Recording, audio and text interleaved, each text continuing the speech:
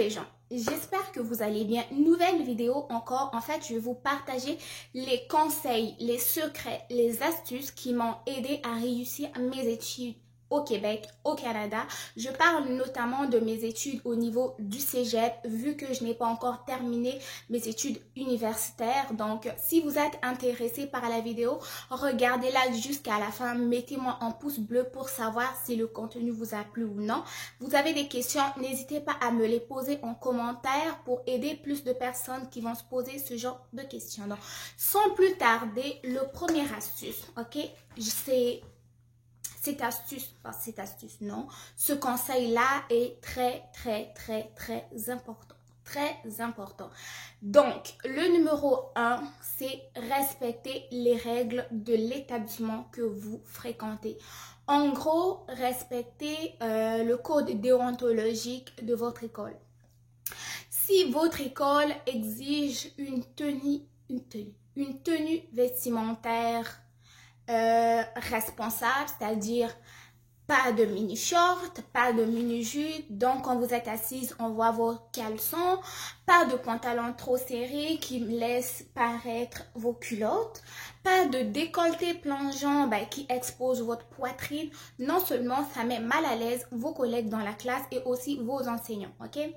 En termes toujours de conduite, donc pas de harcèlement, que ce soit de nature sexuelle, pas de violence, que ce soit verbale ou physique, que ce soit envers vos collègues ou vos enseignants. Notamment aussi, la consommation des substances est interdite dans les établissements. Pas de cigarettes, pas d'alcool à l'école. Et aussi, toutes les autres règles qui vont vous être dites. Parce que, notamment, c'est au début de chaque année scolaire, au début de chaque session, ils vous envoient soit par courriel ou ce sont les professeurs qui vous lisent les règles de conduite de l'établissement. Donc, si vous voulez déjà bien commencer vos études, c'est important de vous conformer aux normes de votre établissement, au code déontologique, que ce soit au niveau du comportement, tenue vestimentaire, conduite et autres, ok? Deuxième conseil, les amis, c'est éviter le plagiat. Le plagiat, quand vous avez le plagiat là, vous risquez même de vous faire expulser de l'école. Ok? Je m'explique, c'est quoi le plagiat? Le plagiat, c'est lorsque vous reproduisez le travail qui n'est pas le vôtre dans le cadre soit d'un travail ou d'un examen. Je m'explique.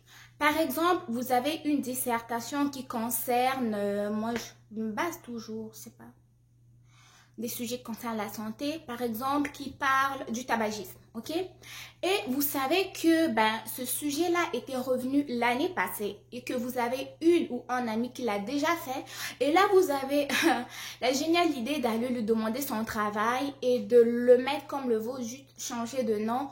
Je vous assure que vous allez vous faire avoir. Ok, vous allez vous faire avoir parce que ici au Québec, au Canada, tous les établissements scolaires sont dotés de ce qu'on appelle un logiciel anti-plagiat. Donc, lorsque vous soumettez votre travail, que ce soit en PDF ou en Word, les professeurs passent votre travail dans le logiciel et lorsqu'ils trouvent un paragraphe complet ou que soit même le travail qui est complet, vous allez avoir des conséquences suite à votre tricherie. Donc, évitez le plagiat, évitez le plagiat. N'ayez même pas l'idée génialissime d'aller sur Google, exemple d'introduction sur un travail qui ressemble à votre sujet et de faire le copier-coller. Mauvaise idée, mauvaise idée, mauvaise idée, mauvaise idée. Ok? N'y pensez pas du tout. Essayez de réfléchir par vous-même. Essayez de produire un travail qui vous est propre, qui vous est personnel. Oubliez aussi l'idée de prendre un travail que vous avez déjà produit dans une session antérieure pour le mettre à un autre travail. Donc, si vous avez par exemple fait un travail l'automne et que vous avez un sujet qui ressemble à votre ancien travail pendant la session d'hiver et vous pensez que en prenant votre sujet d'automne et le mettre dans un travail de la session d'hiver, vous n'allez pas vous faire avoir, attention au plagiat une fois de plus. Essayez d'être productif par vous-même, ok?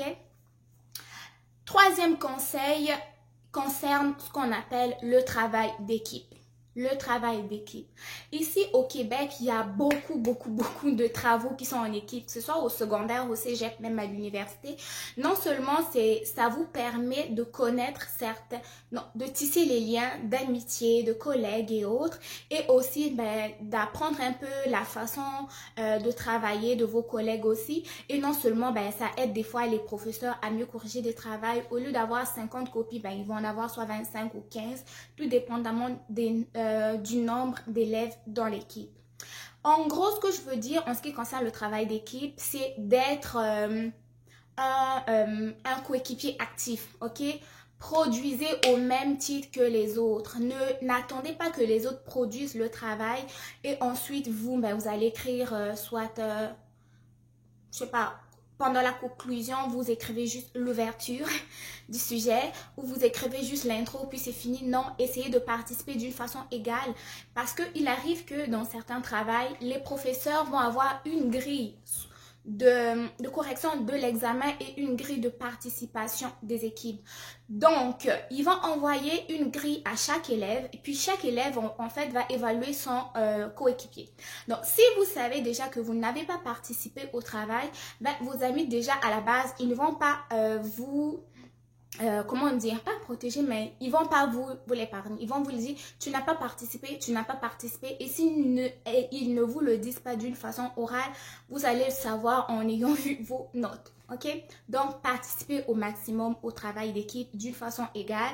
Si vous trouvez que vos amis ne participent pas, ils sont lents, discutez-en et aussi évitez de remettre les travails à la dernière minute. À la dernière minute, non seulement vous allez perdre l'attention en ce qui concerne les fautes, les phrases croches et autres. Donc, participez d'une façon égale. C'était mon troisième conseil. Quatrième conseil, pendant la rédaction des dissertations. Je m'explique. On sait qu'au niveau du cégep, on a des cours de français, dont de philosophie, où il faut rédiger donc des dissertations concernant tel philosophe, concernant tel sujet d'examen. Et dans cette dissertation-là, vu que vous allez produire du contenu qui vous est propre, vous risquez soit d'avoir des fautes au niveau du syntaxe, au niveau de l'orthographe, au niveau du vocabulaire. Donc, ça va être important de vous doter des logiciels de correction de fautes. Moi, ce que j'utilise, c'est un logiciel qui s'appelle Antidote, ok? Je fais pas la pub, mais je partage. C'est Antidote. Antidote, il va vous souligner des fautes d'orthographe, de vocabulaire et de syntaxe. Mais à la base aussi, c'est très important de savoir comment le mot s'écrit. En plus de ça, très important aussi, si c'est possible, d'avoir en main un dictionnaire Larousse ou peu importe le nom du dictionnaire, ok?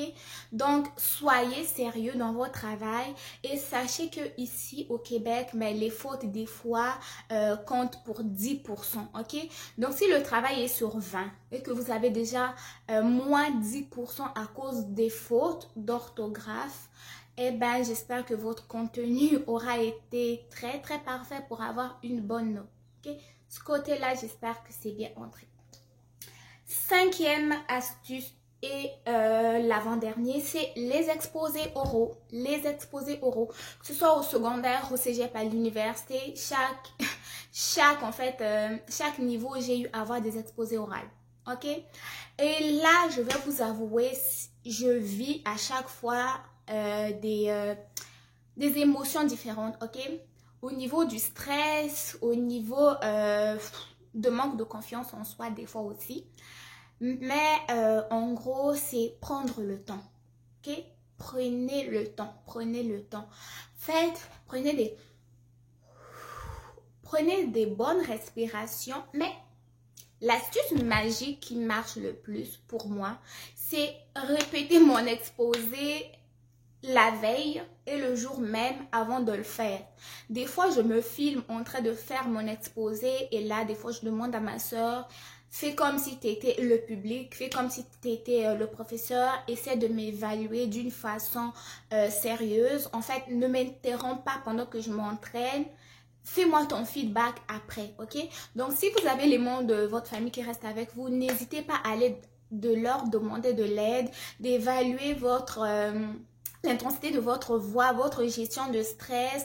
Ils peuvent peut-être vous dire évite de te tenir comme ça, évite de parler plus vite.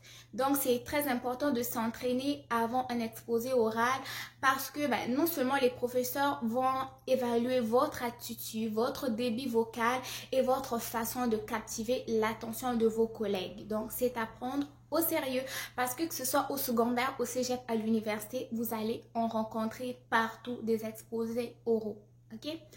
Sixième astuce et le dernier, n'hésitez pas de consulter les services d'aide de votre école, de votre cégep, de votre université. Là-bas, à la bibliothèque, vous allez avoir de l'aide en ce qui concerne le français, les mathématiques, la recherche, la correction des fautes, même comment faire une dissertation de philo. Donc, il y a vraiment dans chaque école des services d'aide qui sont disponibles pour les étudiants.